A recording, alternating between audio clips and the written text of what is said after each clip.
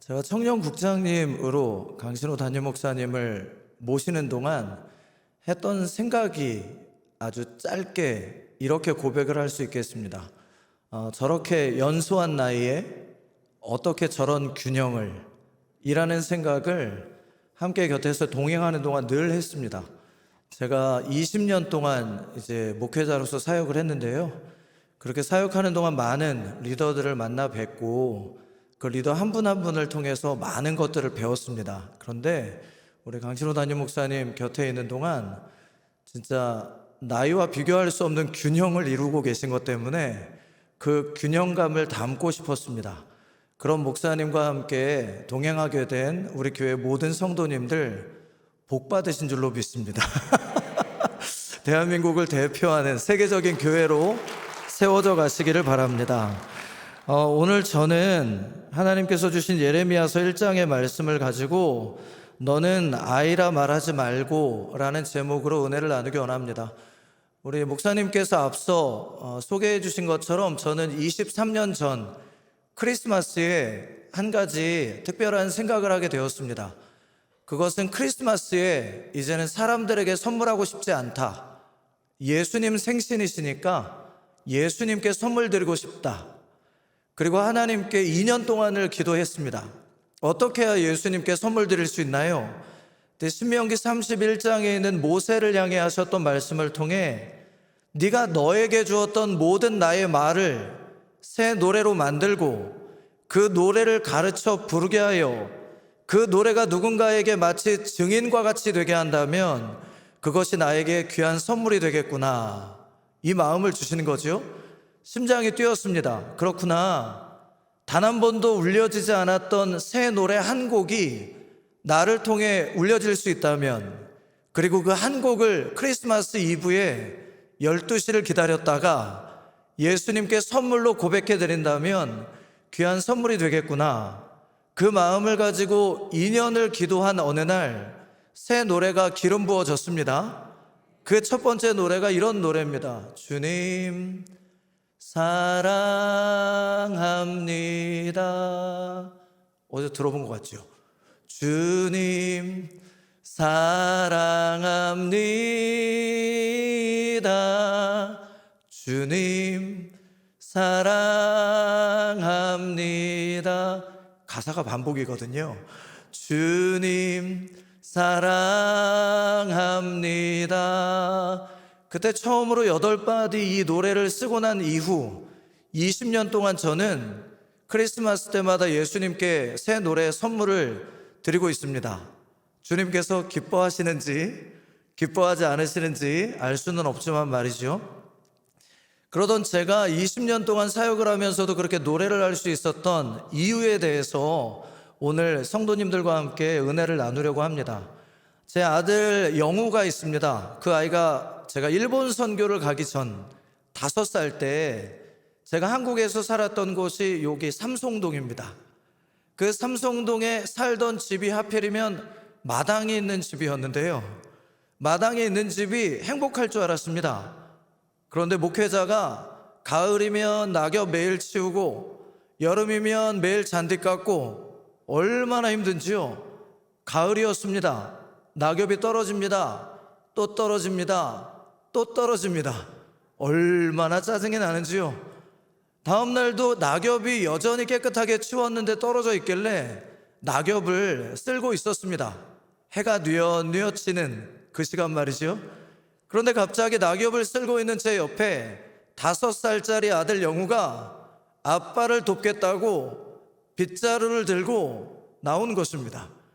근데 해맑은 얼굴로 저에게 뭐라고 했냐면 아빠 내가 도와줄게.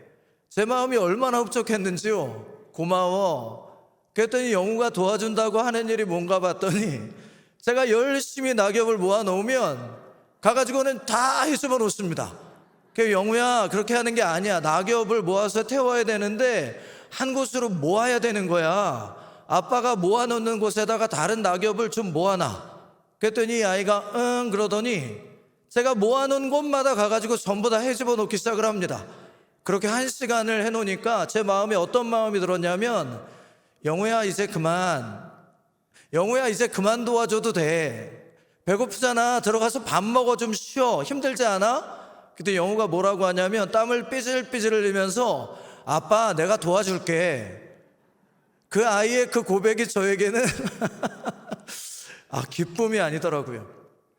근데 여러분, 23년 동안 주님 앞에 새 노래를 만들고 20년 가까이 목회자로서 예수님을 돕겠다고 달려와 보니 제 마음에 어릴 때 5살 그 영우가 저를 돕겠다고 나서가지고 제 일들을 하는 곳곳마다 찾아와서 망가뜨렸던 그 모습이 기억이 나면서 제가 하나님 앞에 그 영우와 같은 하나님 앞에 목회자가 아닌가, 그런 마음이 들기 시작을 했던 것입니다. 희한하지요?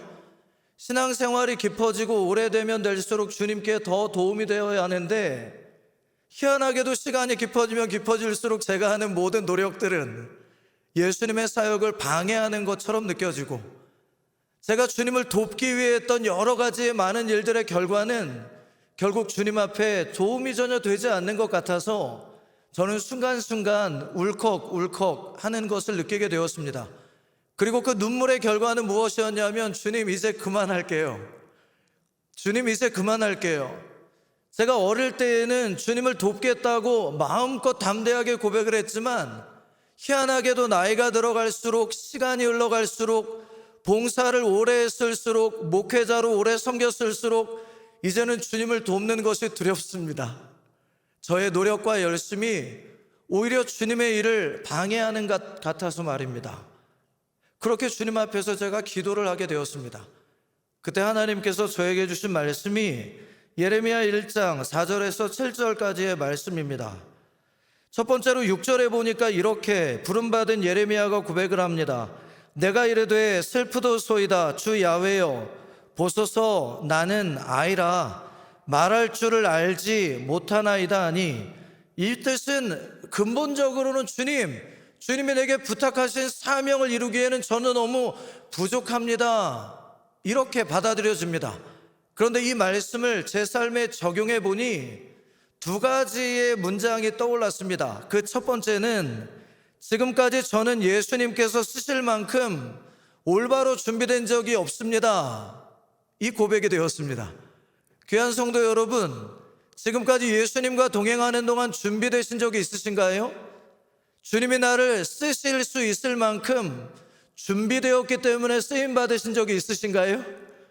예레미야가 지금 뭐라고 주님 앞에 말하냐면, 주님, 지금까지 저는 예수님께서 쓰실 만큼 준비된 적이 없었습니다, 이 의미입니다. 제가 지난 주님의 부르심을 받고 도움이 되기 위해 달려왔던 시간들을 돌아봤습니다. 고등부를 마치고 여의도 순복음교회 청년부에 올라왔더니 지역장 누님께서 기타를 가지고 있으니 찬양 인도하라고 하셨습니다. 찬양을 인도하라고 했는데 기타를 못 칩니다. 그런데 기타를 치라는 것입니다. 기타가 있으니까. 당장 다음 주부터 찬양 인도를 하라니, 기타를 못 치는 사람이 어떻게 6일 만에 기타를 연습해서 찬양을 인도하나요? 그런데 청년부의 선배님들이 얼마나 믿음이 크신지 인도할 줄로 믿습니다. 그리고는 일주일 동안 저를 위해 기도하신다는 거죠. 그 기도가 힘이 되어서 하루에 8시간 넘는 시간을 기타를 붙잡고 오주여 나의 마음에를 연습했습니다. 그리고 그 다음 주일날 저는 찬양 인도를 망쳤습니다. 오주여 나의 마음이 온전히 고백하면 채 1분도 안 걸리는 이 노래를 한 번 반복하는데 5분이 넘게 연주를 했으니 숨 넘어가지 않았을까요? 준비되지 못했습니다. 율동팀으로 갑자기 부르더라고요.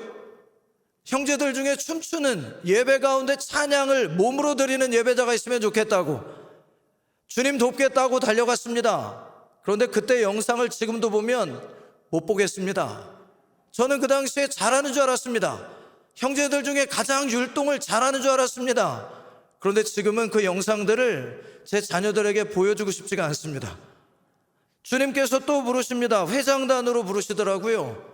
회장이 무엇인지도 모르고, 부회장이 무엇인지도 모르고, 총무가 무엇인지도 모르고 그냥 주님 사랑하는 마음에 도우려고 했습니다. 그런데 하는 일마다 망가지더라고요. 제가 열심히 할수록 누군가는 시험에 들기도 하고 누군가는 눈물을 흘리기도 했습니다. 그랬더니 하나님께서 갑자기 성극 드라마 부원으로 부르시더라고요. 공연이 한 달밖에 안 남았는데 주인공을 맡으랍니다. 얼마나 대사가 많은지, 선생님의 믿음이 얼마나 큰지 김도훈 형제가 할 줄로 믿습니다. 그래가지고 방학 내내 그 대사를 녹음해가지고 그리고는 그걸 올리기는 했습니다. 그걸 올리고 난 다음에 얼마나 그 영상이 창피했는지요. 선교 찬양팀으로 부르셨습니다. 러시아 지역의 5개 나라들을 다니면서 러시아어로 찬양 인도를 도와달라는 얘기였습니다. 한 달 동안 따라다니면서 망친 것 같습니다. 여의도 교육자 시험 볼 생각이 없었습니다. 그런데 선배 목회자님께서 접수를 하셨습니다. 다음 주 시험이니까 준비하라고 하셨습니다. 시험 제대로 준비하지도 못했던 것 같습니다. 그런데 덜컥 합격이 됐습니다. 꼴찌였을 것입니다. 분당 성전에 청년 사역자로 가라고 합니다. 20년 전이었습니다. 설교 준비 한 편도 안 되어 있는데 분당 성전에 70명에 가까운 청년들이 저만 바라보는 것입니다. 설교를 할 때마다 얼마나 장로님께서 고개를 숙이시며 저를 위해 중보기도를 하시던지, 저를 위해서 얼마나 많은 책들을 가다가 사주셨는지요. 장로님 힘드셨을 것입니다. 그렇게 2년 동안 말도 안 되는 설교를 했는데 그때 그 청년들이 지금 제가 선교사 파송받는다고 하니까 지금까지도 저의 동역자가 되어주고 있다니, 이 기적 아닙니까? 그걸 마치고 났더니 국제신학연구원으로 부르십니다. 여의도 순복음교회 1000명이 넘는 성도님들이 바울성전에 모여있는데 성경을 강의하라는 것입니다. 성경 강의 한 번도 안 해본 사람이 4년 동안 성경 양육을 했으니 잘했을까요? 망쳤을 것입니다. 종로중구 남산교구에 갔을 때도 그랬습니다. 도쿄의 청년부를 맡았을 때도 그렇습니다. 일본에서 돌아와서 청년부에 마찬가지였을 것입니다. 제가 20년 동안 사역하면서 주님께 했던 고백이 무엇이냐면, 주님, 저는 지금까지 주님의 부르심 앞에 단 한 번도 올바로 만족할 만큼 준비된 적이 없습니다. 여러분은 어떻습니까? 예레미야가 주님 앞에 말합니다. 저는 아이입니다. 말할 줄을 모릅니다. 이 두 번째 뜻은 무엇이냐면, 지금까지 저는 주님께서 맡겨주신 일을 만족할 만큼 해낸 적이 없습니다. 이런 뜻입니다. 귀한 여러분, 주님 앞에 지금까지 봉사하셨던 모든 노력들의 결과, 어떤 결과셨습니까? 주님께서 기뻐하실 만큼 만족스러운 결과를 맺으셨다면 그것은 정말 은혜일 것입니다. 그러나 대부분의 성도님들은 주님 앞에 늘 죄송한 마음이 저와 마찬가지로 있으실 것 같습니다. 제가 목회를 하면서 20년 동안 가장 많이 했던 생각이 무엇인지 아십니까? 제가 아닌 다른 목회자를 만났다면 어땠을까요? 분당에 있던 우리 청년부 지체들이 제가 아니라 다른 목회자를 만났으면 어땠었을까요? 종로중구 소교구의 우리 성도님들이 제가 아닌 다른 더 좋은 목회자를 만났으면 어땠었을까요? 우리 도쿄에서 저를 만난 그 300명의 청년들이 다른 더 좋은 목회자를 만났으면 어땠었을까요? 20년 동안 저는 주님의 부르심 앞에서 늘 그런 마음들을 놓칠 수가 없었습니다. 귀한 여러분, 어느 누구도 준비되었기 때문에 쓰임받는 사람도 없을 뿐만 아니라 온전히 준비되었기 때문에 쓰임받을 자격이 있다고 말할 수 있는 사람도 없습니다. 주님께서는 우리가 그런 존재인 것을 아십니다. 예레미야가 말합니다. 주님의 부르심 앞에 나는 준비가 되어 있지 않습니다. 주님, 저는 지금까지 열심히 노력했지만 결과가 주님이 기뻐하실 만큼 그렇게 흡족한 것이 아니었습니다. 이렇게 고백하는 우리에게 하나님께서 대답을 하십니다. 그 대답이 7절에 이렇게 나옵니다. 야훼께서 내게 이르시되 너는 아이라 말하지 말고. 이게 무슨 뜻처럼 들리십니까? 저는 이전까지 이 뜻이 무슨 소리야? 네가 아이가 아닌데 왜 자꾸 아이라고 말하는 거야? 이렇게 해석을 했습니다. 그런데 제 마음이 주님 앞에 깨어진 그날 이 말씀을 대하는데, 이 말씀의 첫 번째 뜻은 네가 아이라는 것을 내가 안다라는 의미입니다. 너를 처음 내가 불렀던 그때에도 너는 아이였고 지금도 아이이고 앞으로도 아이일 것임을 내가 안다. 이 고백이십니다. 두 번째 무슨 의미인지 아십니까? 그러니까 너 자신에게 집중하지 말아야 한다, 이런 뜻입니다. 예레미야야, 내가 너를 쓰기 원한다. 그리고 너는 아이라는 것을 내가 안다. 그러니까 네가 해야 될 일은 무엇이냐면 못합니다가 아니라 너를 의지하지 말아야 한다, 이 뜻입니다. 너를 의지해서 할 수 있는 일은 아무것도 없다는 것입니다. 그리고 주님이 두 번째 고백을 해주십니다. 7절 뒷부분의 고백입니다. 내가 너를 누구에게 보내든지 너는 가며 내가 너에게 무엇을 명령하든지 너는 말할지니라. 이게 무슨 뜻처럼 보이십니까? 나만 바라봐라, 이 뜻입니다. 내가 너를 쓰기 원한다. 내가 너를 통해 영광을 받기 원한다. 그리고 나는 네가 아이라는 것을 안다. 그러므로 네가 할 일은 딱 한 가지다. 너 자신을 의지하지 말고 너는 애초부터 쓰임받을 자격이 없다는 걸 인정하고 나만 바라보는 거다, 이 뜻입니다. 제가 3년째 노래를 만들었습니다. 얼마나 주님을 사랑하는 마음이 컸는지 3년 만에 90곡을 썼습니다. 1년에 30곡씩을 썼으니까 대단한 일이 제 안에 벌어진 것입니다. 그런데 문제는 제가 곡을 썼습니다. 그리고 우리 청년부 동역자들에게 악보를 복사해서 나누는 것입니다. 여러분, 그게 얼마나 무서운 일인지 아십니까? 제가 만든 노래를 누군가에게 함께 불러주도록 강요하는 것입니다. 주님을 위해 내가 만든 노래인데 한번 불러주지 않겠어요? 그리고는 30명에게 악보를 나누고 노래를 가르쳐 줍니다. 그리고는 함께 노래를 불렀습니다. 처음에는 지체들이 신기해했습니다. 와, 이렇게도 작사 작곡을 할 수 있군요. 와, 대단하세요. 와, 어떻게 그런 일을? 와, 어떻게 그런 생각을? 와, 놀라워요. 그런데 2년째가 딱 되니까 반응이 바뀌기 시작을 합니다. 60곡째 악보를 가지고 와서 함께 부르지 않겠어요? 그랬더니 딱 곡을 부르고 났는데 한 지체가 그럽니다. 이거 어디서 들어본 노래 같은데요? 근데 갑자기 가요를 불렀는데 똑같은 멜로디더라고요. 8마디가 똑같더라고요. 그러니까 제가 알고 있던 일반 가요 멜로디에다가 주님을 사랑하는 마음의 가사만 옮겨놓은 상태. 그래가지고 얼마나 창피한지 악보들을 전부 다 걷었습니다. 그리고 집에 왔지요? 얼마나 절망했을까요?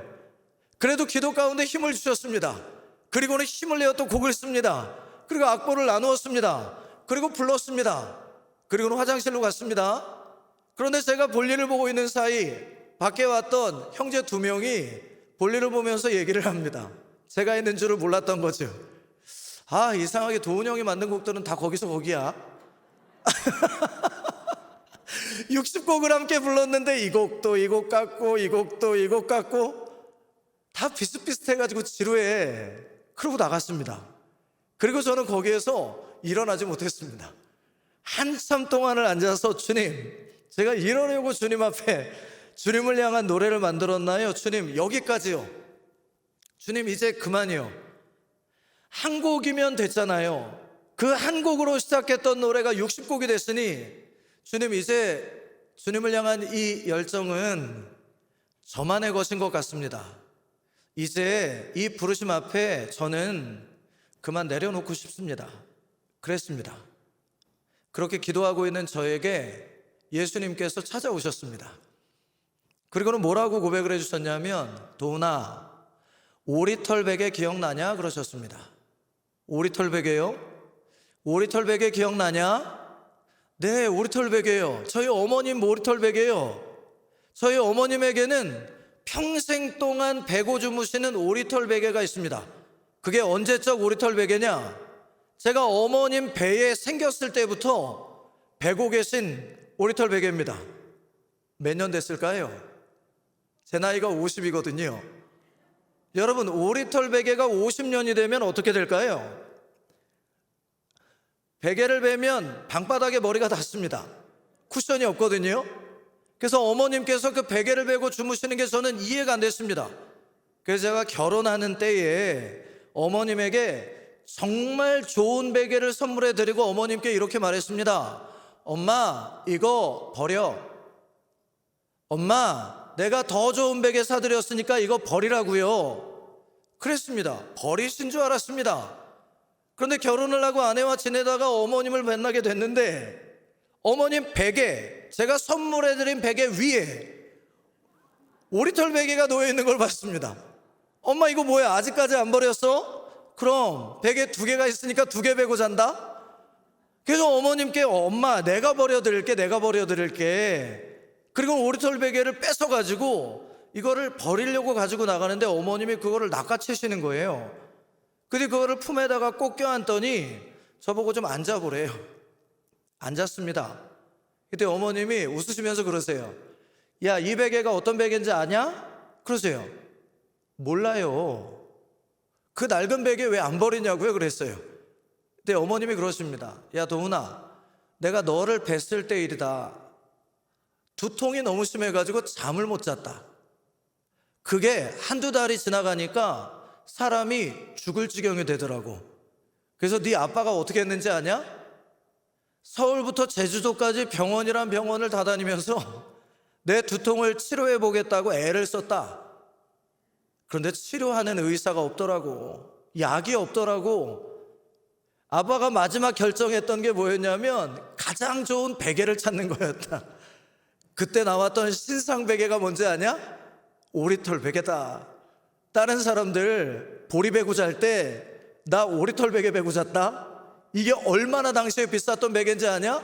그런데 놀라운 사실은 뭐냐면 아빠가 그 베개를 사와주고 그 저녁에 뵌 그날로부터 내 두통이 사라졌다. 도훈아, 네 아빠가 너 6살 때 백혈병으로 천국 갔다.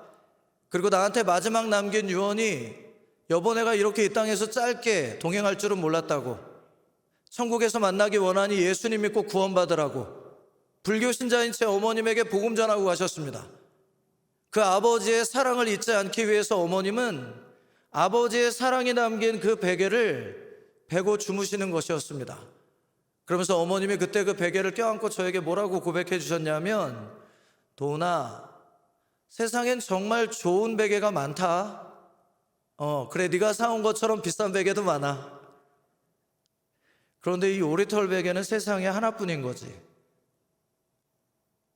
그래서 내가 버릴 수가 없는 것이고 그래서 이 베개는 나한테 소중한 거야. 그러셨어요. 그런데 그 어머님의 오리털 베개에 대한 이야기를 예수님이 저에게 해주십니다. 도훈아, 네 노래는 나를 위해 만든 거 아니냐? 사람들이 지루해한다고 하는 게 무슨 문제야? 아니 만들다 보면 다른 사람들이 만들었던 멜로디가 나올 수 무슨 문제야? 그걸 내가 싫어하겠니? 그걸 내가 저작권 문제를 걸겠어? 나한테 고백해 주려고 만든 노래잖아. 나는 네 노래가 좋다고. 왜 좋냐면 그 노래는 세상에 하나밖에 없는 거니까 그런 거야. 도훈아 괜찮으니까 계속 노래해 주지 않을래? 그러신 거예요. 근데도 제 마음의 절망이 회복이 안 되더라고요. 그때 하나님이 또 뭐라 그러신지 아세요? 도훈아, 플라스틱 밥그릇 기억나냐? 그러세요. 반주 좀 부탁드려도 되나요? 건반 반주요? 플라스틱 밥그릇이요? 그때 하나님 그러세요. 플라스틱 밥그릇. 그랬더니 또 옛날 일이 떠올라요. 제가 목회자가 되기 전 청년 때 일입니다. 월드미션을 통해서 막 해외의 청년들이 선교 여행을 가요. 그때 제가 팀장 중에 한 사람이었습니다. 일본 도쿄에 120명의 청년들을 데리고 선교 여행을 간 적이 있습니다. 그런데 스텝이다 보니 얼마나 바쁜지요. 마지막 날 쇼핑을 가야 되잖아요. 가족들에게 선물 사야 되니까. 그런데 그 선물 사러 나갈 시간도 없었습니다. 그랬더니 그 바쁜 저를 보고 옆에 있던 후배 형제가 형 1,000엔만 줘봐요. 10,000원입니다. 1,000엔만 줘봐요. 내가 내 선물 살 때 형 것도 좀 사올 테니까. 그리고 그 형제가 1,000엔을 가지고 와가지고 백엔샵에 갔습니다. 그리고 1,000원짜리 물건들을 10가지 정도를 그냥 골랐나 봐요. 그래서 비닐봉다리에 싸가지고 왔는데 저에게 전해주었습니다. 그런데 얼마나 정신이 없는지 저는 기억이 없어요. 제 가방에다가 그 1,000엔짜리 물건들을 넣어놓고 그리고는 짊어지고 집에 왔는데 얼마나 피곤한지 빨랫감만 있는 줄 알고 욕탕 안에다가 던져두고 대자로 뻗어 잠이 들었습니다. 그런데 늦은 저녁 어머님이 일을 마치고 오셨습니다. 근데 자고 있는 저를 이렇게 치세요. 뭐예요 엄마? 이러고 봤더니 어머님이 봉지 하나를 저에게 들더니 나를 위한 선물이냐 그러시더라고요. 근데 문제는 제가 기억이 안 나요. 그래서 어머님께 얼버무렸습니다. 그리고 잤어요. 그리고 저는 그걸 까맣게 잊었습니다. 그런데 이상하지요? 저희 집에는 좋은 밥그릇이 많이 있습니다. 근데 희한하게도 그날부터 어머님이 검정색 플라스틱 밥그릇에 밥을 드시기 시작을 했습니다.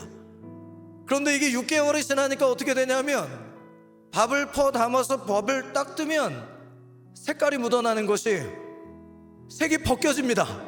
얼마나 후진 건지.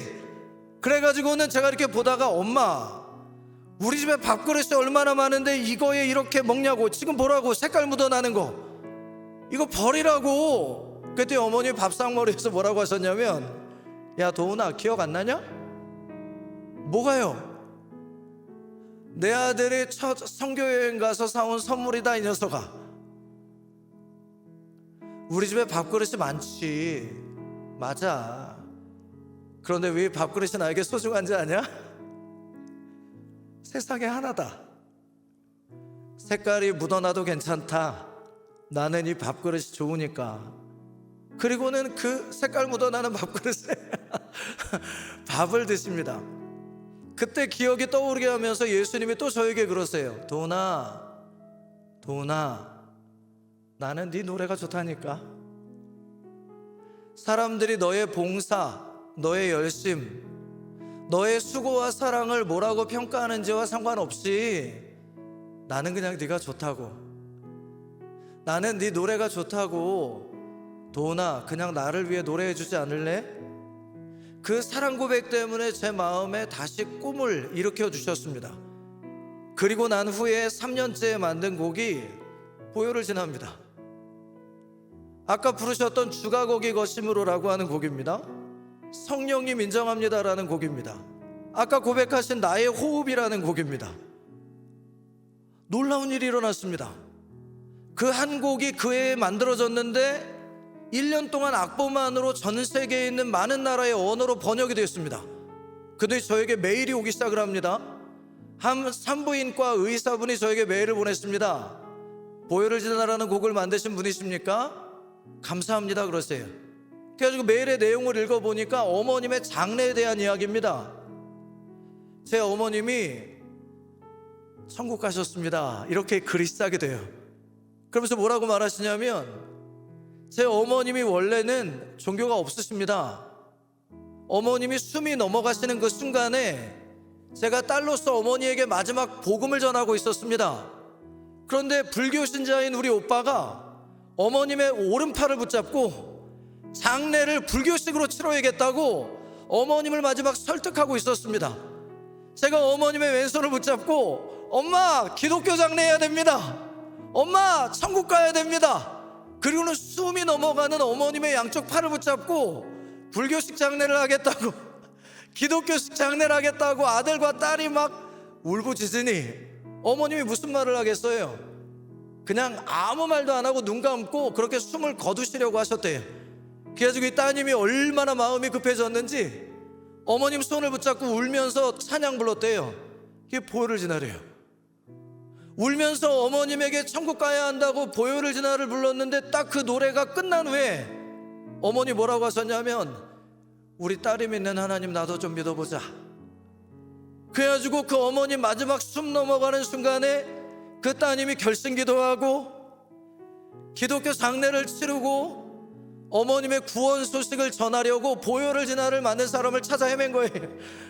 그래가지고 제 메일을 찾아가지고 메일을 보내면서 뭐라고 하냐면 목사님 감사하대요. 이런 귀한 노래를 만들어주신 것 때문에 내 어머님의 마지막 생명이 떠나는 그 순간에 구원하신 하나님의 은혜로 인해 감사하대요. 그때 제가 그 메일을 읽는데요 닭살이 돋더라고요. 제가 만약 하나님 앞에서 그 2년째 되던 해에 곡을 쓰다가 절망하고 그 순종을 포기했다면 아찔하더라고요. 귀한 여러분, 지금까지 여러분께서 걸어오신 걸음은 어떠셨나요? 우리 교회의 사역은 어떠셨나요? 우리의 예배와 봉사는 어땠나요? 하나님이 흡족해 하실 만큼 아름답고 완전한 것이었나요? 아니면 주님 앞에 고개를 들 수 없을 만큼 부족해서 마음이 졸여지는 모습이었나요? 우리는 이 땅을 떠나는 날까지 주님 앞에 고백할 겁니다. 주님, 우리는 아이입니다. 주님을 사랑하는 마음 때문에 했던 우리의 모든 일들이 우리가 생각했던 것과는 다른 결과가 된다 할지라도 여전히 나를 통해 일하시는 그 하나님을 의지하고 이 믿음의 길을 포기하지 않겠습니다. 귀한 여러분, 주님이 일하고 계십니다. 놀라운 일을 행하시기 위해 지금까지 준비하셨습니다.